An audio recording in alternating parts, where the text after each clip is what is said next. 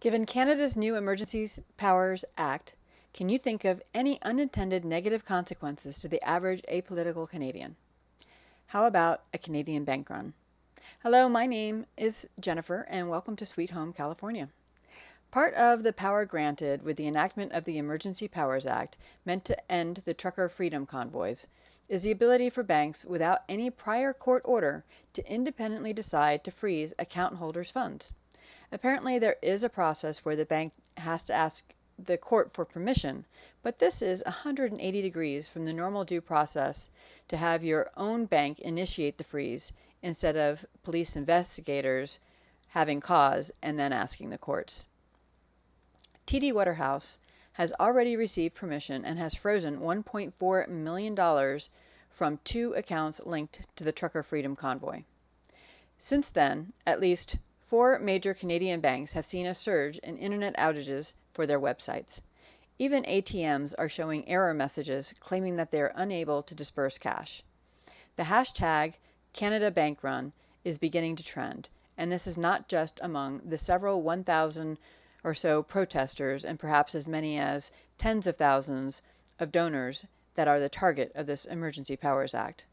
Canadians are waking up to the fact that their government is not being governed by their Charter of Rights any longer, and it isn't a big leap to think that they could be targeted next. And thanks to the Canadian Truckers' Freedom Convoys, many more freedom convoys are going on now and being planned throughout the world. Lessons are also being learned by how the Canadian government is responding. I trust lessons are also being learned by banks and businesses that have chosen to collude with the dictatorial edicts. I've got 2 really good videos on the psychology of bank runs linked in the description below, so please check them out. Please be sure to watch them both, they aren't very long, and then comment below with your thoughts. I want to remind you that in both Canada and the United States, bank account holders are given automatic deposit insurance for checking and savings accounts. The limit is 100,000 Canadian dollars for Canadian accounts and up to $250,000 in the United States. For joint bank accounts, that number is double for the United States.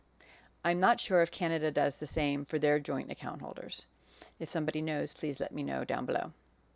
However, the Emergency Powers Act in Canada isn't about banks going insolvent due to bank runs, but about the bank seizing your accounts on suspicion only of being involved in an overwhelmingly peaceful protest against mandates. Can you imagine what would have happened if America had chosen to impose similar edicts during the BLM riots of 2020? Let me know in the comments how you think that would have turned out. According to Duke University's research on bank runs, once a client fears a bank is going insolvent and leaves the bank, they don't return, even if the bank survives the run. I suspect the same would happen if account holders fear a bank may seize their funds.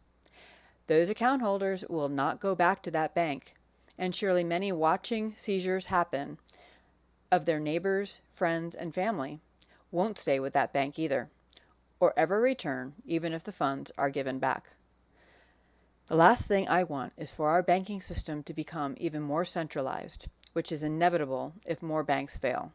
So please, if you work at a bank or know someone who does, please share this video with them and hope that they learn from history. Please also like this video and subscribe to help more conservative content like this reach more people. Thank you. God bless, and I'll talk to you next time.